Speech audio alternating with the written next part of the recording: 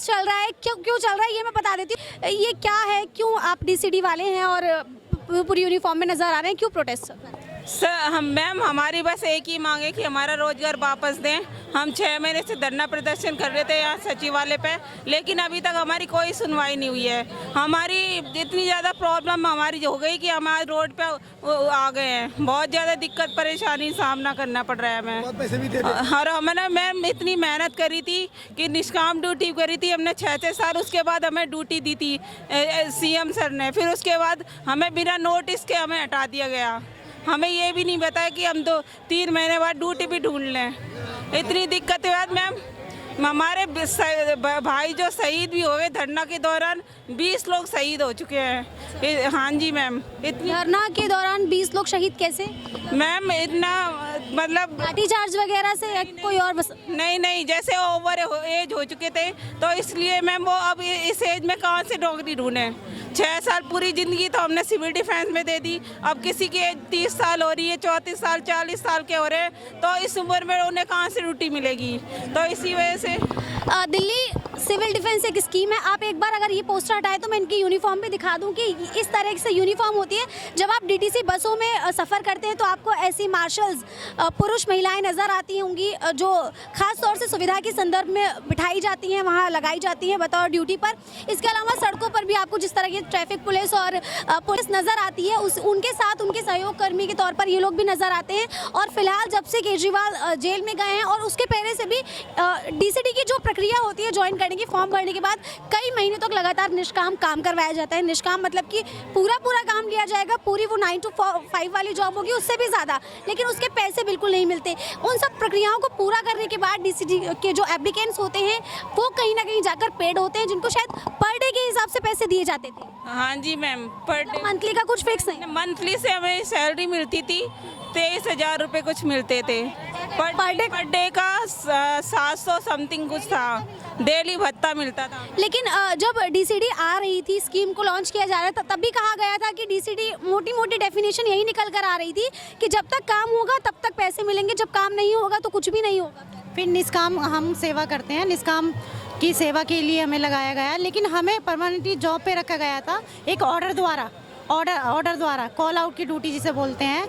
लेकिन हमें कोई भी ऑर्डर नहीं मिला निकालने के लिए। उन्होंने बस एकदम से मतलब अचानक ही दे दिया कि 31 नोटिस दे दिया। इसकी तरफ से आया था नोटिस? ये एलजी की तरफ से आया था, दिल्ली सरकार की तरफ से। हाँ जी मैं दिल्ली सरकार से एक सवाल पूछना चाहती हूँ। ऐसा कौन सा डिपार्टमेंट है जो सैलरी नहीं लेता हो? ऐसा कौन सा डिपार्टमेंट है जो निष्काम ड्यूटी करता हो? लेकिन फिर भी हमने 6 से 10 साल सिविल डिफेंस में निष्काम ड्यूटी करी है। फिर उसके बाद जब हम लोगों ने इतनी मेहनत करी, फिर जाके हमें ड्यूटी दी गई, बस मार्शल बना गया, वो भी महिला सुरक्षा के तौर पर। और फिर उसके बाद इंटरव्यू हुए हमें हर तरह से हमारी मतलब देखा गया, फिर रिटर्न वगैरह फिजिकल वगैरह सब हुआ, फिर हमें रखा गया। फिर उसके बाद बिना नोटिस के हमें हटा दिया। मैम ये कहाँ का इंसाफ है बताइए आप? दिल्ली सरकार ने हमारे साथ बहुत क्या बताऊँ, बहुत दिक्कत परेशानी का सामना कर रहा है, मैं बता नहीं सकती। इसलिए आज देखो महिलाओं के लिए वैसे तो दिल्ली सरकार ने हर जगह सुविधा दी है।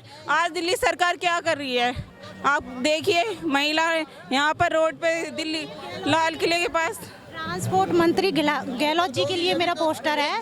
वो अभी रोजगार दे रहे हैं कि हम बसों में मतलब ड्राइवर उपलब्ध कर रहे हैं, लेडीज़ों के लिए रोजगार दे रहे, लेकिन कुछ लेडीज़ों को रोजगार दे रहे, कुछ लेडीज़ों को बेरोजगार कर दिया। ऐसा कहाँ का इंसाफ है? ये ट्रांसपोर्ट मंत्री है गहलोत जी के लिए हमारा मैसेज है, बताइए। एक बार पोस्टर्स पर नज़र जनता की जानी चाहिए, तो मैं चाहती हूँ कि पोस्टर्स पे क्या कुछ लिखा है उसको ध्यान से पढ़ा जाए। और डीसीडी को जो इस वक्त बेरोज़गारी का सामना करना पड़ रहा है वहाँ के एप्लीकेंट्स को, दिल्ली सरकार की नज़रों में सवाल जाना चाहिए, उनके कानों तक ये सवाल पहुँचना चाहिए। और डीसीडी के एप्लीकेंट्स को जो इसमें काम करते हैं, जो स्कीम के तहत सेवा प्रदान कर रहे हैं, उनका पूरा अधिकार है कि दिल्ली सरकार से सवाल कर सकें और दिल्ली सरकार को इसका जवाब देना भी बेहद ज़रूरी है। दिल्ली सरकार का ये जो आप कह रहे हैं कि दिल्ली सरकार के कानों में जाना चाहिए, तो कान में भी जा चुका है, बात भी उठ चुकी है, विधानसभा में सत्र भी हो चुका है और रिटर्न भी मेंशन हो चुका है। बाकी काम रह गया जो एलजी साहब हैं उनका। क्या वो एलजी साहब इस चीज़ का वो हकदार नहीं है कि वो रोजगार वापस दे सके? फाइनेंस डिपार्टमेंट के जितने कैसे गलत है सर ये बताओ। एलजी साहब कैसे नहीं दे सकते? एलजी साहब जब आपको जवाब दिया होगा तो कुछ कहा भी होगा, कुछ एक्सक्यूज दिया होगा कि इस वजह से परमानेंट नहीं कर सकते, कुछ तो बात हुई होगी। मैम परमानेंट के लिए तो हम बैठे ही नहीं, रोजगार ही हटा दे तो परमानेंट की मांग कहाँ से करेंगे ये बताओ। क्या क्या उन्होंने उसके कुछ तो बहाना दिया होगा कि इस वजह से काम नहीं। बहाना 1968 का एक्ट था जो कि एक होम गार्ड के लिए भी वही एक्ट लगा हुआ है, वो दिल्ली सिविल डिफेंस के लिए लगा हुआ है। तो होम गार्ड उसमें वर्किंग हो सकता है क्या? सिविल डिफेंस को हक नहीं है कि वो वर्किंग हो सके उसमें?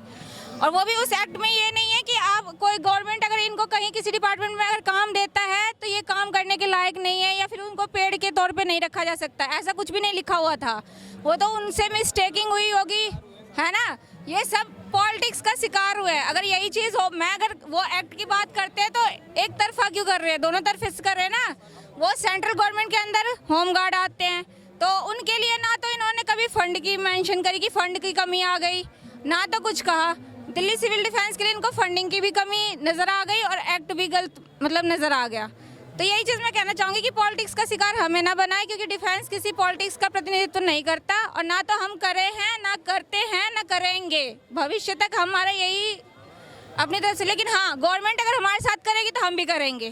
क्या दिल के रूप में एक हम भी अपने आप को है ना निहित करते हैं कि हाँ हम भी एक जनता है पहले, उसके बाद हम डिफेंस का भी पार्ट बने। तो डिफेंस के तौर पे तो हम पॉलिटिक्स का कुछ भी नहीं कर सकते, लेकिन एक जनता के तौर पे जहाँ पे वो वोट मांगते हैं ना कि मैंने देश का विकास करा है, आगे भविष्य में ये करूँगा। पहले आप 10 साल की सरकार में अपने आप को गिनवा दो। लोकसभा का इलेक्शन है, क्या लोकसभा में जो केंद्र सरकार जो नियुक्त किए जाते हैं वो एक बात बताओ कि किसी राज्य से बनते हैं या फिर पूरे ऑल ओवर भारत की वोटिंग से चयनित होते हैं, है ना।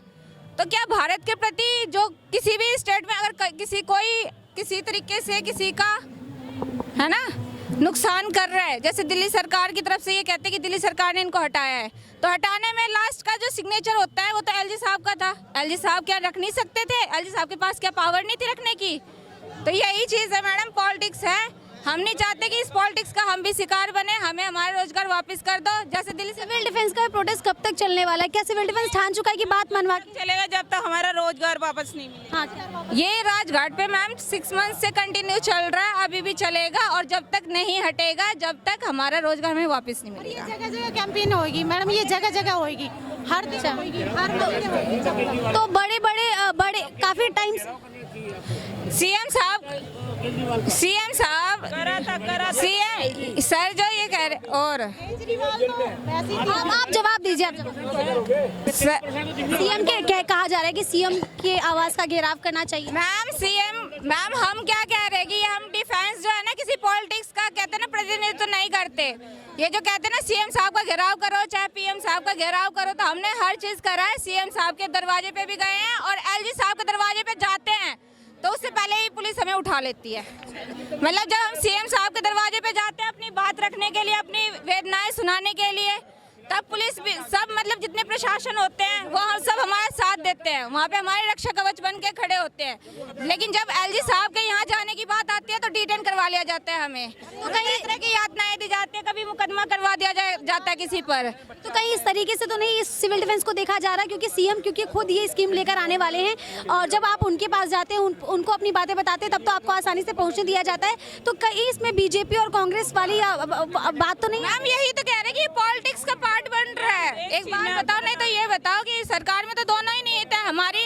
हम ये लोकतांत्रिक व्यवस्था है ना, लोकतांत्रिक में तो हम कहीं भी जा सकते हैं। सरकार तो हमारी है, उपराज्यपाल भी हमारा है, वो जनता के है, तो उपराज्यपाल के यहाँ क्यों नहीं जाने दिया जाता? मैम मैं एक चीज़ बताना चाह रही हूँ, अभी विधानसभा में हमारा प्रस्ताव पारित हुआ था, विधानसभा में भी प्रस्ताव पारित हुआ था, उसमें इनको हटाना प्रस्ताव पारित हुआ था, उसमें मौखिक रूप से बस पास हुआ था, लिखित रूप में अभी तक कुछ पारित नहीं हुआ हमारा।